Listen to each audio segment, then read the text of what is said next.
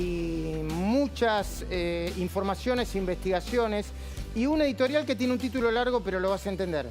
Para no volver a pelearse, porque ya se pelearon una vez, 10 años estuvieron peleados, Alberto y Cristina buscan meter en el barro, a Macri, Larreta y Vidal. Pero antes, atención, el dólar a 133 pesos. Es una alerta y es una alerta preocupante. Martín Tetaz, buenas noches, ¿cómo estás? ¿Cómo tenemos que interpretar esta información inquietante? Adelante. Sí, efectivamente, 133 el dólar blue hoy en Argentina. Algunos, como el presidente, todavía no entienden qué es lo que está pasando, dicen que no, que es una cosa medio rara, que no tiene explicación. Lo cierto es que el dólar en Brasil también aumentó un montón. Nosotros tenemos primero la brecha con el dólar paralelo acá, pero después tenemos la otra brecha con el dólar de Brasil también, y de alguna manera el mercado se está anticipando una movida que tarde o temprano va a tener que hacer el gobierno, tarde o temprano va a tener que conciliar el tipo de cambio que tiene hoy con el de Brasil para evitar, si no, perder mucha competitividad con Brasil.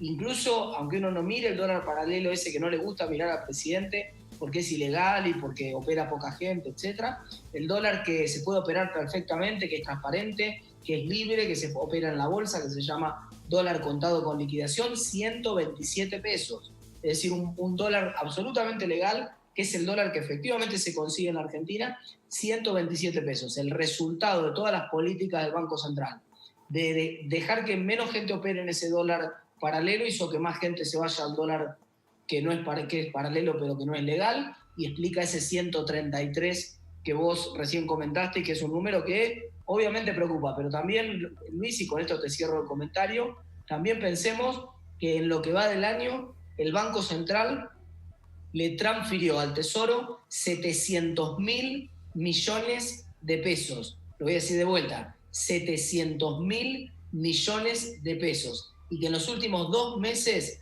el Tesoro se financió, el fisco se financió con más plata del Banco Central que plata de la AFIP, con más plata del Banco Central que plata de la AFIP. Y alguna consecuencia, obviamente, eso empieza a tener, y en el primer lugar donde empieza a tener es en los activos financieros, y en Argentina ese activo financiero por excelencia es el dólar. A ver, Martín, es algo muy importante lo que planteaste vos por varias razones. Una, por más que al presidente no le guste mirar el dólar blue, existe, o sea, esto es como una abstracción. A mí no me gusta un montón de cosas, pero existen. Y lo segundo que te quiero decir, ¿cómo impacta en la economía real ya destrozada? Háblame como si todos los consumidores que nos están viendo dicen, che, ¿con qué se come el dólar a 133 en el medio del COVID-19 y el coronavirus? Tiene dos impactos. Uno por el canal comercial. ¿Qué empieza a pasar? Y empieza a pasar que los importadores tratan de acelerar las importaciones lo antes posible para adelantarse a la devaluación del Estado, y los exportadores frenan las exportaciones lo más que pueden, y entonces eso hace que el Banco Central pierda reservas. En lo que va desde abril para acá, desde el 1 de abril para acá, el Banco Central ya perdió 450 millones de dólares de reservas en un mes que tradicionalmente es un mes de ingreso de dólares, porque es el mes de la cosecha gruesa, porque es el mes de la soja. Entonces, primer punto, el Banco Central perdiendo reservas, no va a poder aguantar mucho más el tipo de cambio si se mantiene esta brecha tan grande, y si se mantiene la brecha con Brasil, no va a poder aguantar mucho más el tipo de cambio oficial en los niveles que tiene. Y todos sabemos que en Argentina, cuando se corre el tipo de cambio oficial, hay impacto en los precios, empezando por los bienes que están a precio dólar directamente porque son importados, pero siguiendo por muchos precios que en la economía argentina, por una historia de muchísimos años de alta inflación, mucha gente acostumbra a atar sus precios al precio del dólar, implícita o explícitamente. Por eso, entonces eso empieza a impactar también la inflación. Por eso, Martín, a ver, se está esperando una inflación relativamente baja, pero que tiene que ver con la brutal recesión, aunque hay inflación en alimentos. Este dólar blue, o contado con liqui, a 133 el blue, va a terminar impactando en los precios, porque es la historia de la Argentina, ¿sí o no? Es que esa es parte de la inflación. La inflación empieza siendo en activos financieros. Algunos tienen la imagen, la idea de que el globo se va a inflar parejito, y eso pasa cuando tenés siempre más o menos la misma inflación. Cuando vos venís con 30% de inflación, todo el mundo ya anticipa que el Banco Central va a emitir 30% más de dinero y por lo tanto todo el mundo aumenta los precios 30% anticipándose al Banco Central y el globo se infla parejito. Pero cuando vos tenés un shock de pesos en la economía de golpe, cuando pasa que tenés un shock de caída de dólares como está teniendo la economía ahora, cuando te devalúa tu principal socio comercial, el shock primero, el globo se infla desparejo. Se empieza a inflar primero en los activos financieros, típicamente en el dólar, y después se empieza a pasar a toda la economía. No va a ser el caso de ahora, cuando se conozca mañana el dato del INDEC va a dar un dato relativamente bajo, inflación que a algunos consumidores probablemente los va a sorprender, pero cuando todo esto pase, cuando empiece a normalizarse la economía, este dólar tan alto y este exceso de pesos en la economía ineluctablemente va a pasar factura. No quiero dejar de saludar a Fernando Iglesias, si podemos lo ponemos en pantalla técnicamente, si no ya sabemos que está en su despacho con una cámara, vamos a conversar con él inmediatamente. Te hago la última pregunta, Martín, antes de despedirte, así voy al editorial rápido, que tenemos un programa con muchísimo material. Atención, un empresario amigo de Moyano quiere comprar OCA.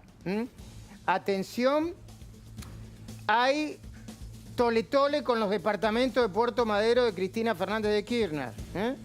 Atención, se está hablando dentro del gobierno de la ciudad, en la parte sanitaria, que se podría llegar a volver a una cuarentena más estricta si se siguen disparando los casos. Hoy hubo récord de contagios con 316 casos.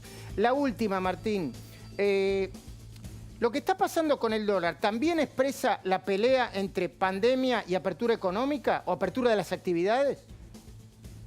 Sí, claramente, porque el exceso de emisión, el hecho tan anormal, tan extraordinario, de que la política fiscal se esté financiando más con emisión que con impuestos, para simplificarlo mucho y por explicarlo claramente como te lo acabo de decir, se debe esencialmente al frenazo de la economía por la cuarentena exagerada en algunas regiones, en ambas probablemente no, pero seguramente en buena parte del interior del país se está volviendo la actividad demasiado despacio, en muchos lugares que no tuvieron ningún caso o que domaron la curva y la aplastaron, como el caso de Santa Fe.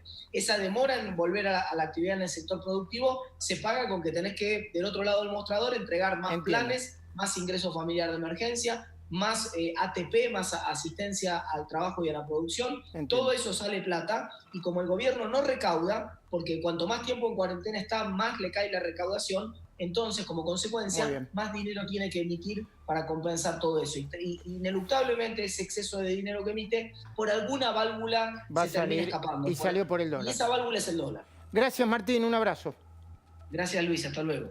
Bueno, te decía, el título del editorial ya lo tenés. El presidente Alberto Fernández, además del coronavirus, del que vamos a hablar hoy al final del programa con Eduardo López, la destrucción de la economía, lo acabas de escuchar a Martín Tetaz, el aumento de la pobreza y el hambre, tiene un problema tan o más grande que todos los anteriores. La enorme presión política de su vicepresidenta Cristina Fernández. Otra vez con Cristina, ¿qué querés si es vicepresidenta y si presiona al presidente? La presión es enorme porque incluye cuestiones que Alberto no puede solucionar de la noche a la mañana. Hoy leí una columna de opinión de Fernando Iglesias con el que vamos a hablar en La Nación y detalla punto por punto. Pero a ella no le importa el tiempo, quiere lograr lo que quiere ya. La impunidad de ella misma, de Cristina, es la más urgente. Quizá por eso la secretaria general de la presidencia, Vilma Ibarra, le pidió hoy mismo a Sergio Massa que incluya en el temario de proyectos a debatir la reforma judicial. ¿Qué otra razón que no sea la presión de la vicepresidenta podrían justificar semejante urgencia? Pero después de su propia impunidad, que es lo que pretende además, Cristina, es un contundente apoyo para el gobernador de la provincia, Axel Kicillof, quien para los próximos días se está preparando, hay que decirlo, hasta ahora bien, esperando el aumento en los casos de COVID-19 que lo preocupan y le quitan el sueño. ¿Qué otro motivo podría explicar las extemporáneas declaraciones del presidente criticando la política sanitaria y de construcción de hospitales de la exgobernadora María Eugenia Vidal? Porque el presidente metió el tema, yo les diría, casi con forceps. Mirá, en claro que mi mayor preocupación era salvar y cuidar la salud de la gente. Haber conformado este comité de expertos que no se ve en otras partes del mundo. Yo agradezco muchas cosas, ¿no? Yo no tengo empacho en decir que yo la verdad no estudié para enfrentar una pandemia. Soy un abogado, puedo entender el funcionamiento del Estado, pero no sé cómo enfrentar una cosa así.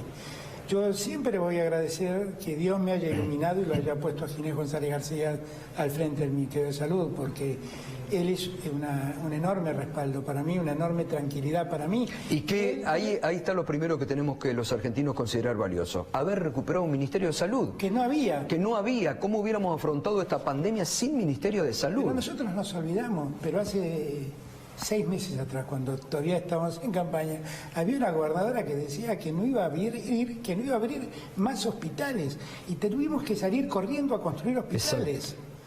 Nosotros nos olvidamos. El jueves inauguraron el Favaloro, la pusieron en marcha, que usted lo fue a ver, ¿no? En La Matanza. Nosotros nos olvidamos, pero esto nos pasaba hace 6 meses atrás y hacían campaña vanagloriándose de no haber abierto un solo hospital en la provincia de Buenos Aires. Y cuando yo voy a La Matanza, o como el otro día que fui a Esteban Echeverría, y vi que esos hospitales estaban hechos en diciembre del 2015, y digo, ¿y por qué no los habilitaron?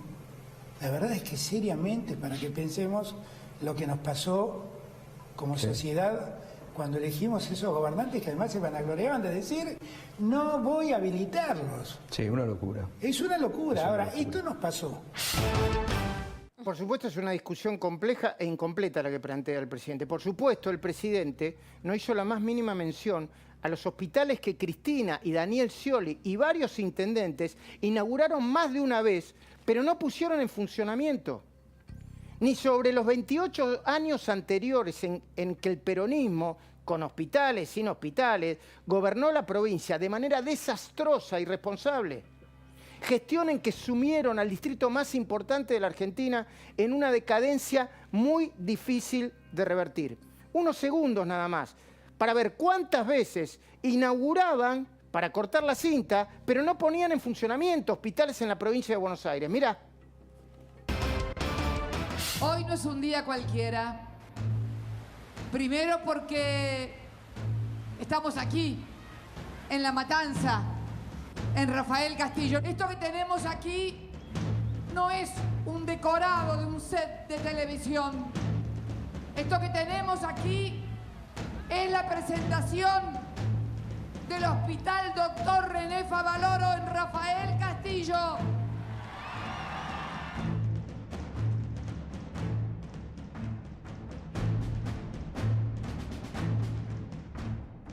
Gracias a todos de corazón. La verdad es que nos hemos propuesto terminar esto en muy poco tiempo, en no más de 60 días, en un trabajo que hemos hecho con el ministro de Obras Públicas, con el intendente. Fue una idea que me trajo Máximo, la verdad sea dicha, que me dijo, mirá, esto está medio terminal, ¿por qué no nos ponemos las pilas y lo terminamos? No, es muy importante lo que está pasando. Estamos con el intendente de La Matanza, Fernando Espinosa, cumpliendo con un compromiso. Hace 50 días el presidente nos encomendó que nos dediquemos mañana, tarde y noche, contrarreloj, a terminar este hospital. Un hospital que Fernando sabe bien, el intendente sabe bien, estuvo 4 años injustamente cerrado por la gestión anterior. Bueno, ojalá que lo terminen, pero hacen política todo el tiempo. Ojalá que lo terminen.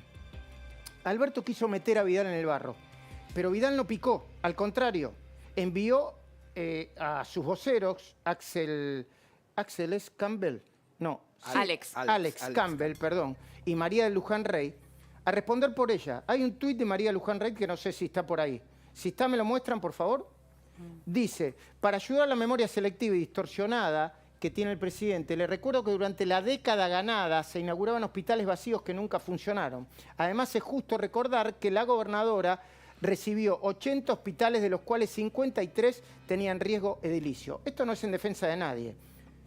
Digamos todo, contemos todo. El presidente ya había tratado de meter en el barro también al expresidente Mauricio Macri. Pero Macri tampoco pisó el palito. Podría haber salido, pero no pisó el palito. El presidente y Cristina tienen una estrategia, pero Macri, Vidal y Elisa Carrió tienen otra. La estrategia se podría resumir así. supongan que hablan ellos. Los votaron para gobernar a este gobierno. Ahora que gobiernen. No los vamos a salir a criticar con dureza porque acaban de asumir. No le vamos a tirar toneladas de piedra, yo escuché esto, como hicieron ellos cuando se opusieron al proyecto de ley de movilidad jubilatoria. Hoy Fernando Iglesias y Luis Juez, que ya también está con nosotros, cada tanto repiten ese argumento, que no es mentiroso. Vamos a dejar que muestren, dice Macri, dice Vidal, dicen otros, que también pueden gobernar ellos. Pero no fue solo Alberto quien intentó meter en el barro a Macri y a Vidal. También lo intentó hacer Cristina con Horacio Rodríguez Larreta. ¿No te acordás? Fue cuando lo responsabilizó a Larreta por haber nombrado como fiscal de la ciudad a Juan Bautista Maíquez. Con un tuit. Cristina mencionó a Maíquez como el funcionario que supuestamente había presionado a la jueza de casación Ana María Figueroa. Pero la jueza no confirmó que la persona que lo presionó, según ella, era Maíquez. El objetivo de Cristina era doble. Uno, pulverizar la causa en donde ella está procesada, la de encubrimiento a los responsables del atentado a la AMIA. Dos, ensuciar, meter en el barro al jefe de gobierno de la ciudad. Es decir, al mismo dirigente al que el presidente, el viernes pasado creo que fue, trató de darle el abrazo del oso en política para diferenciar, poner por un lado la oposición responsable, la de responsabilidades ejecutivas, con la otra, con los irresponsables. Por ejemplo, como Luis Juez y Fernando Iglesias, con lo que vamos a hablar. Así hablaba Alberto Fernández. Como siempre digo, yo tengo la suerte de gobernar con los gobernadores que tengo, a los que valoro mucho en su trabajo. También gobernadores opositores. Y hay opositores que gobiernan y lo hacen con la seriedad que lo hacen, y hay opositores que no gobiernan y en Twitter solo hacen descarados y convocan realmente con gran imprudencia al descuido de la gente. Y está Horacio Rodríguez Larreta ahí, fuerte, ¿no? Fuerte. Ya estoy terminando mi editorial, pero pensemos juntos de nuevo. ¿Qué hubiese pasado si Macri, Vidal, Larreta o Carrió hubieran contestado? Hoy los canales oficiales y los paraoficiales estarían haciendo una especie de cadena nacional en continuado. Y hablando de periodismo y de canales, ¿es verdad que en algunos canales de televisión y señales de noticias ciertos dirigentes de la oposición están prohibidos? Porque sería muy serio, ¿eh? ¿Cómo lo sé? Lo dijo ayer con todas las letras Waldo Wolf en Terapia de Noticias, el programa que viene antes que nosotros, mientras criticaba la estrategia del gobierno. Lo dijo Waldo Wolf, no lo dije yo. Mirá. Van por el sistema. ¿Qué hace la oposición? Acá estoy hablando, no en todos los medios, porque tampoco salimos en todos los medios. Le agradezco a la Nación que permanentemente tenemos la puerta abierta para manifestar esto. Algo pasa ahí, ¿eh? Algo pasa. Vas a ver que en todas las señales, en todos los medios, no salen muchos dirigentes de la oposición. Vos sos inteligente. Prestá la atención. Como Alberto y Cristina son animales de poder, saben que ambos tienen un problema. Si la oposición no es tema de agenda, el tema de agenda, ¿quién es? Ellos. ¿Y qué tipo de temas serían ellos? Por ejemplo, las 3 horas del encuentro que mantuvieron la semana pasada y cuyo contenido no divulgaron ni una letra, ni una línea en la Quinta de Olivos. Raro, ¿no? La inquietante visita de Grabois al presidente esta semana, en las últimas horas. Por ejemplo, la demora en discutir el proyecto del nuevo impuesto a los más ricos de la Argentina, ahora le vamos a preguntar. ¿No lo discuten porque creen que no va a salir? Las diferentes soluciones que propone cada uno, Alberto por un lado, Cristina por el otro, sobre el tema de la negociación con los acreedores externos. Pero el otro gran tema es el tipo de vínculo que sostienen. ¿Cómo trata el presidente a Cristina Fernández? Yo pregunté varias veces, me dijeron desde el propio gobierno, como un caballero que es. Sí, dice, si querés venir a tomar mate cocido. Pero la trata como una subordinada, como vicepresidenta, como su jefa política. Bueno, esto lo respondió más de una vez el propio jefe de Estado. Palabra más, palabra menos. Alberto Fernández dice, ¿cómo me voy a privar de escuchar los consejos de una persona que gobernó durante 8 años la Argentina? Es una manera de contestar. Una vez le preguntó a una fuente muy cercana al presidente. lo único que importaría saber hoy. ¿Quién toma las decisiones en el gobierno? ¿Qué crees que me contestó Lafuentes? El presidente. Solo él. Y periodistas como vos, agregó Lafuentes, deberían saber que la incidencia de Cristina en el gobierno es mucho menor a la que ustedes imaginan. La conclusión de esta fuente es que al colocar a Cristina en el centro de la escena, dice que el periodismo lo hace, terminan perjudicando al presidente y también al país. Dice esta fuente que la construcción que hacemos los periodistas es una falacia. Nosotros decimos, siempre es mejor para el poder que el periodismo no meta la nariz en asuntos sensibles. Para evitarlo, el poder, en vez de pedir que no informemos, lo que deberían hacer es ser y parecer. No que compremos todas sus teorías políticas como si fueran verdades reveladas. Yo también comprendemos que la situación del presidente es complicada. Cristina, llegado el momento, no tendría ningún problema en volver a pelearse con Alberto. Alberto sí. No quiere pasar a la historia como un irresponsable. Y ese es el problema latente, que lo digan o no lo digan, tienen el gobierno ahora. Fernando Iglesias, gracias por esperar. Buenas noches, ¿cómo va? ¿Cómo te va, Luis? ¿Bien? Muy bien. También está